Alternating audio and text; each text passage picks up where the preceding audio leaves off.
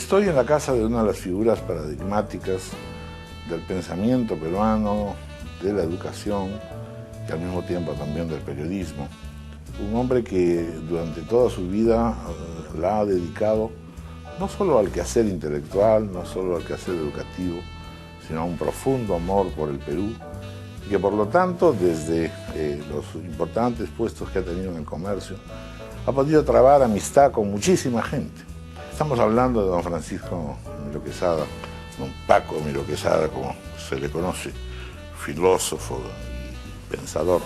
En el libro que salió a propósito de los 70 años de don Francisco Miro Quesada, se publica un texto maravilloso de José María Arguedas, uno de sus más dilectos amigos, que dice así: con tu corazón de niño harás revivir a los hombres de sangre congelada. Con tu buen saber apreciarás todo lo hermoso forjado en nuestra patria. No te canses, hermano, pero no descanses. Ahuyenta a los malos, levanta a los que aman nuestro Perú para que te ayuden. La montaña, la nieve, la lluvia no te detendrán. Tu corazón es de oro, de fierro y de paloma. José María Arguedas. ¿Cómo lo conoce usted a José María?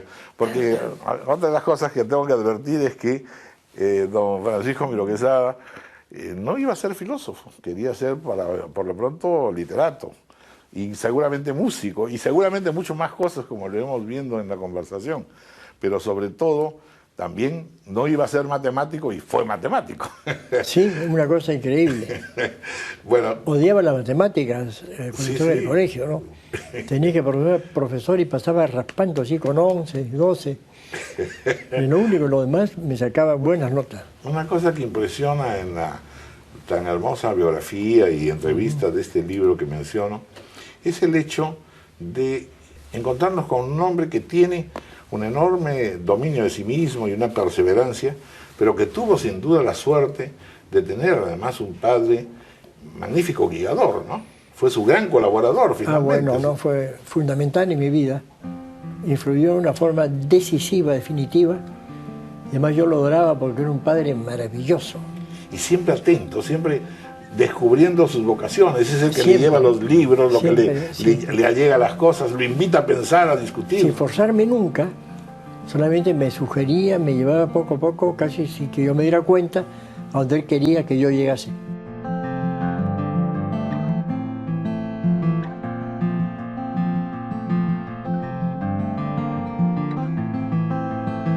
Pero al mismo tiempo tenemos también a un deportista, a un músico, a un bailarín. Eso de músico, deportista sí fui bastante, ¿no? Boxeador, levanté pesas, caminaba muchísimo, me encantaba caminar. ¿Y lo de la música? Le contaré que viviendo en Ancón una vez oí en un disco un jazz, pero formidable. Me impresionó tanto que dije, bueno, yo tengo que aprender saxofón. Entonces le dije a mi papá, y mi papá me dijo, oye, pero caramba, bueno, te voy a comprar uno barato, me dijo. Si aprendes, te compro uno bueno. Me compró pues uno barato que había pertenecido a la banda republicana y empecé poco a poco, pues. Y a los 2 o 3 meses aprendí y empecé a tocar.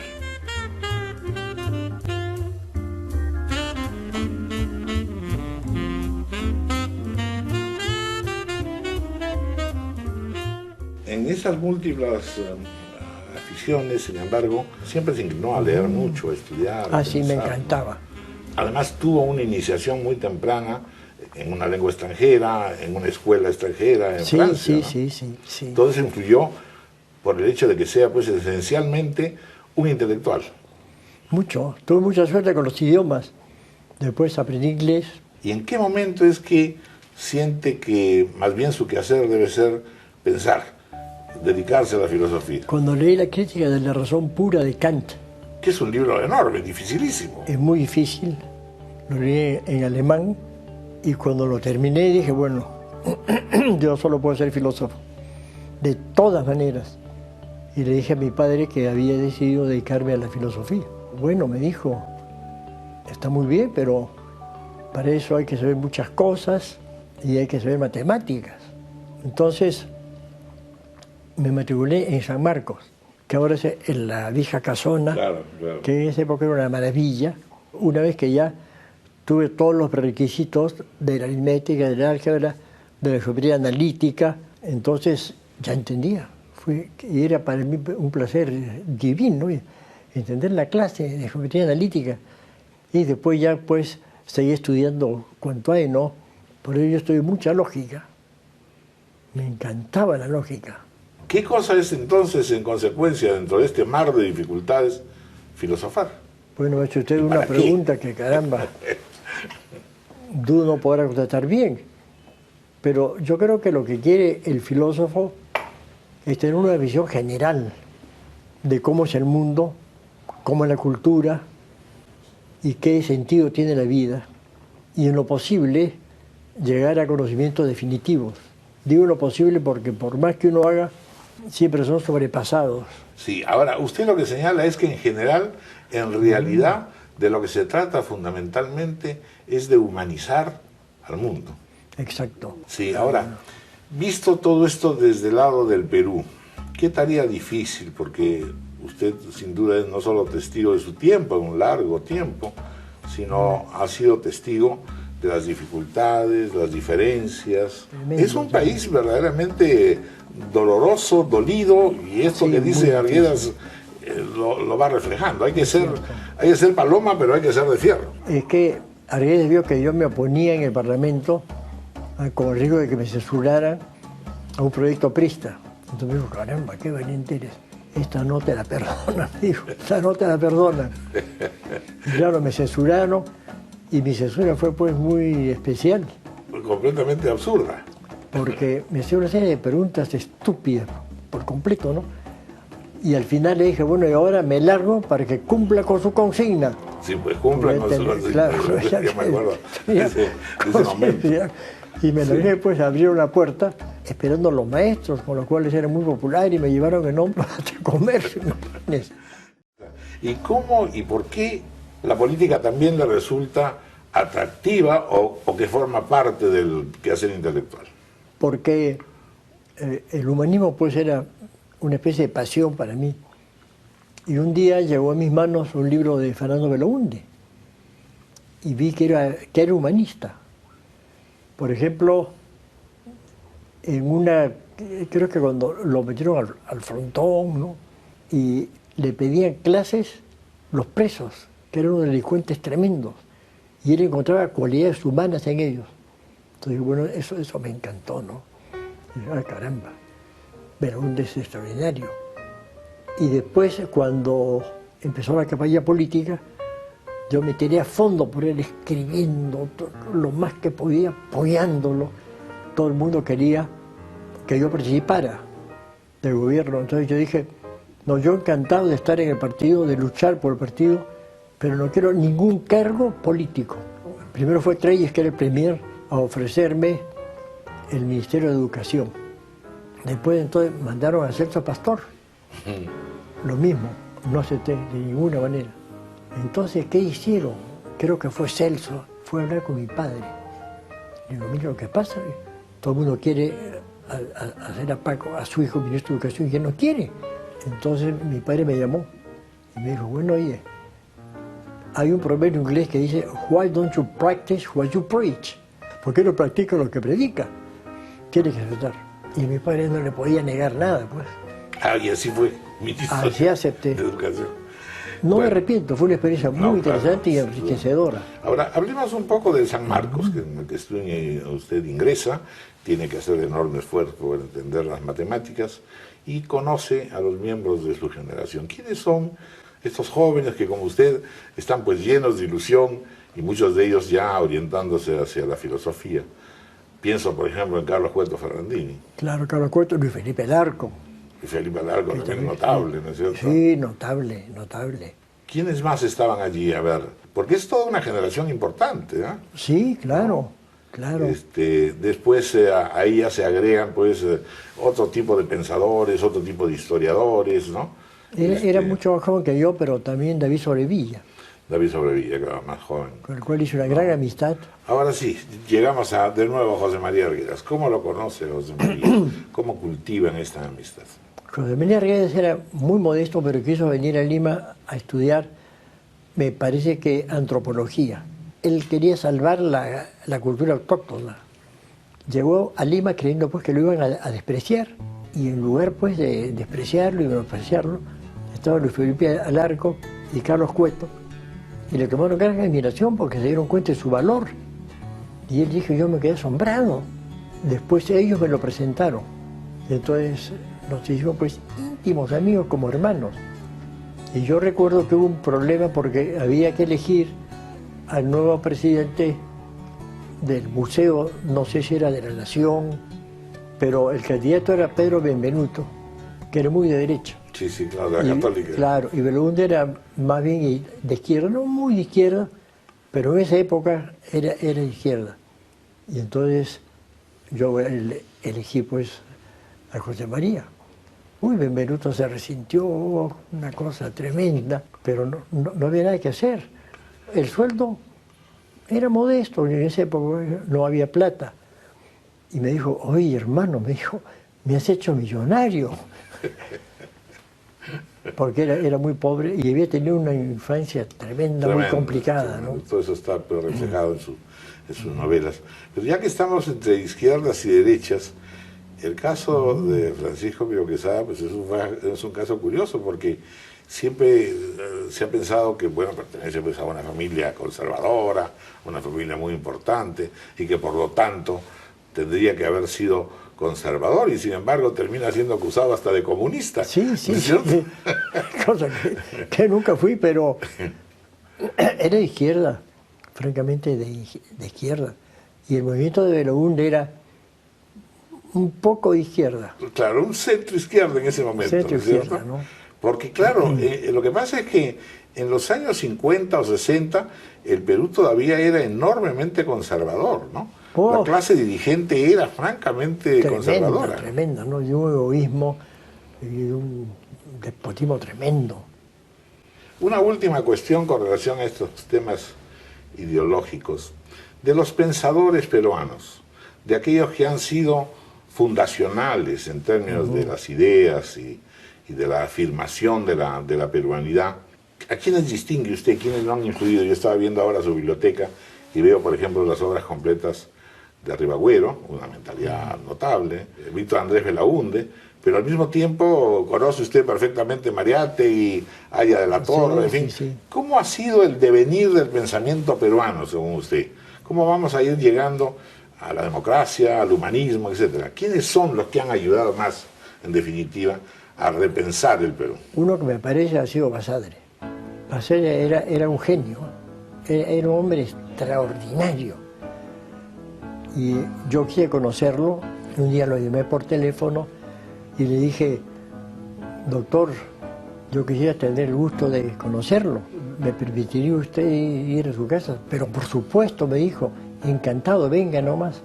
Entonces fui, empezamos a conversar y terminamos muy, muy amigos. Bueno, vamos a hacer una pausa breve.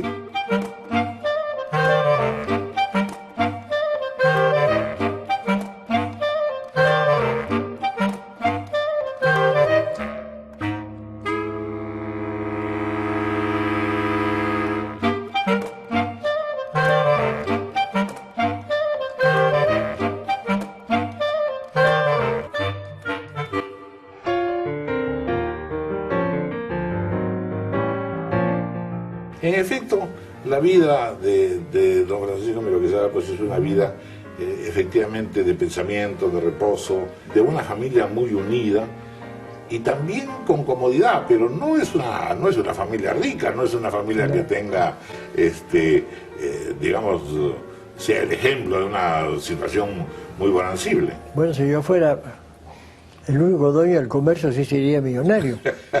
Pero es una familia vasta.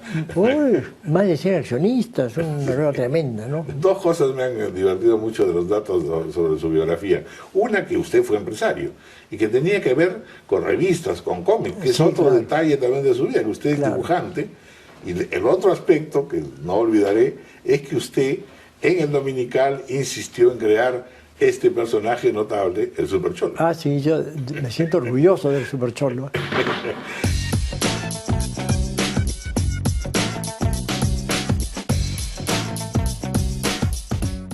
¿Usted hacía los guiones? ¿Cómo es? Sí, claro, yo hacía todo. Pero no sé por qué se me ocurrió, porque yo soy muy nacionalista. No en el sentido agresivo, ni nada, pero sí pues adoro el Perú, con todos sus defectos. Y había una tira cómica que se llama Superman, el sobrehombre, ¿no? Sí, claro. Era americano. El símbolo de los Estados Unidos. Claro, y entonces digo, bueno, contra Superman, el super cholo. Y sin hacer el super cholo. Sí. Y lo mantuve. Hizo varias cosas en realidad usted cuando fue director del Dominical. El Dominical se convirtió en realidad en un centro de intelectuales, pensadores, artistas. Sí, pues ahí quien no estuvo en realidad, Mario Vargas Llosa, Abelardo Oquendo, Lucho Loaiza, en fin, todas figuras que en ese momento pues emergían en la cultura peruana, ¿no? Yo quería preguntarle, a propósito del pensamiento latinoamericano, esta otra relación que usted mantuvo con el filósofo argentino Francisco Romero y con una figura también paradigmática en el pensamiento latinoamericano, Leopoldo Sea.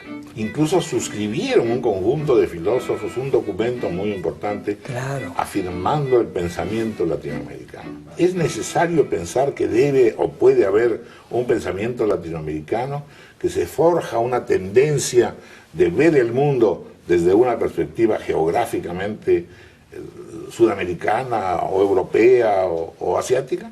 Sí puede haber, porque los pensadores y en general las personas tienden a ver el mundo de su propia perspectiva. Y desde América Latina se veía a Occidente, a Estados Unidos, de manera pues muy diferente como se veían ellos mismos. Y al mismo tiempo tenemos nuestras propias raíces, ¿no es cierto? Este mundo indígena, en el caso peruano la multiplicidad de razas concurrentes. Claro, incluso ahora en la selva con todo lo que ha pasado, ¿no? Lo de Bagua.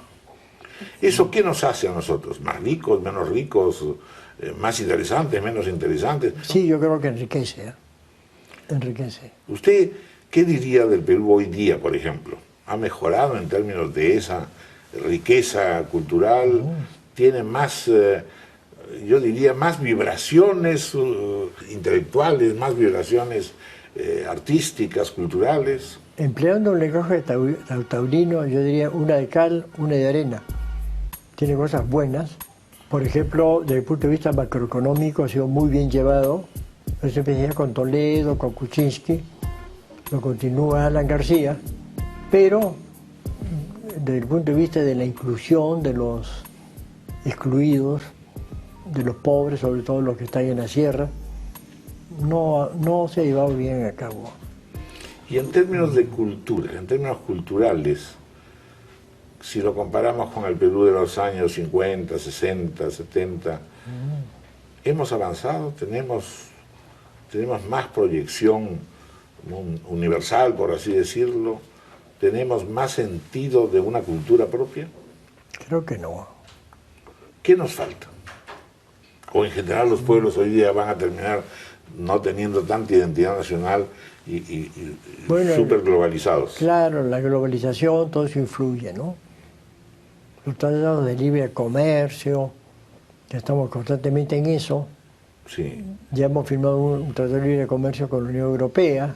Todo depende mucho del presidente. El Congreso, desgraciadamente, es malo. La opinión pública es desastrosa. Pero en general parece muy difícil poder gobernar el Perú. Dificilísimo. ¿No? Siempre ha sido un país tremendo. Muy complicado, no es fácil ponerse de acuerdo. En realidad tenemos muchas divergencias. Por ejemplo, el proceso de regionalización, que es una esperanza, sin embargo también constituye todavía una trabazón, nos tropezamos en realidad. Pero lo que pasó con la regionalización fue pues algo absolutamente vituperable, increíble. Cada departamento era una región. ¿Cómo puede ser eso? No tiene sentido. No tiene sentido, pues.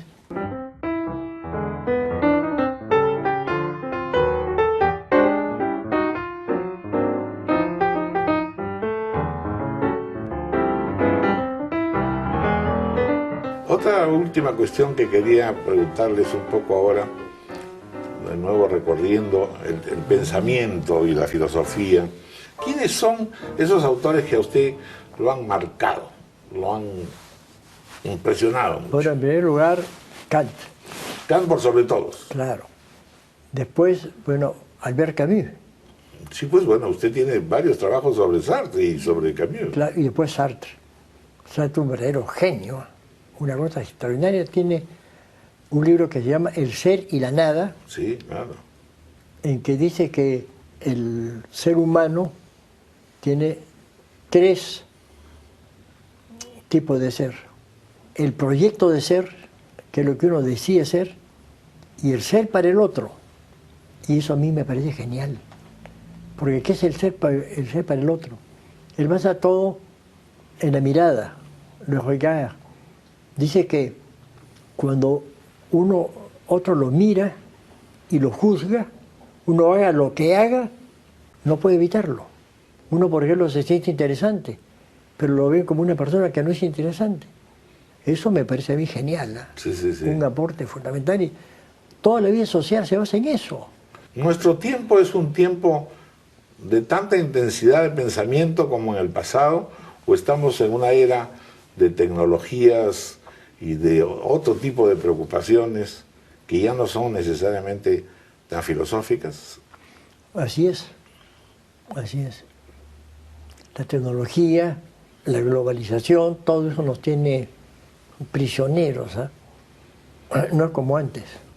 Pero una nación puede moverse sin pensamiento, sin cultura, sin filosofía. Algunos dicen que sí, que la filosofía es totalmente innecesaria, Sí, que es perder tiempo, claro, parece muy gratuita, dice usted. muy gratuita. Bueno, cada uno pues piensa como quiera, ¿no? Yo no me defiendo, Sí, usted simplemente continúa en su tarea. continúo. Bueno, ha sido verdaderamente un gran placer y un gran gusto, estimado No, doctor. le digo, usted me ha hecho preguntas extraordinarias. Se nota que usted tiene una práctica y, caramba, mucha imaginación también. No, soy un preguntón nada Y más. la imaginación es la base de la inteligencia. Sin imaginación no hay nada. Otra cosa que quería preguntar, porque a mí me encanta siempre la historia del Super Cholo, es el sentido del humor, que usted también lo tiene, ¿no es cierto? Ah, sí. No se puede ser eternamente serio. No, yo he escrito muchos cuentos en broma y pienso publicarlos ahora. Así. Sí, uy. Bueno, muy bien. Muchísimas gracias, de verdad. Gracias a usted, Vamos a Raúl. dar un paseillo ahora por la biblioteca para que nos vaya usted enseñando los volúmenes. Esta es una parte de su enorme biblioteca. Sí, yo tenía como 8.500 libros, pero cuando me mudé de la casa grande que tenía, no pude traerlos, porque este es un departamento, pues, como departamento chico. Claro. Entonces tuve que ir seleccionando. ¿Y la biblioteca dónde está? ¿La Sí, donó La doné a quién? a la Universidad de Ricardo Palma. A la Ricardo Palma. Sí, pues toda esta historia de las bibliotecas también parece hoy día tan complicada, porque claro, todo el mundo dice, pero si tenemos internet, si todo esto se puede Sí, pues, guardar claro, en nada claro, ya, claro. pero el libro es el libro, sin duda. Ah, sí, por lo menos para personas como yo, y creo que también usted, Sí, claro, cuando llega un libro nuevo, es un placer. hasta leerlo, ¿no? El olor del papel es una maravilla. Así es. Muchísimas gracias, don Marcio. Yo agradezco a Realmente usted, ha sido un honor. Yo agradezco, qué ocurrencia, el honor ha sido para mí.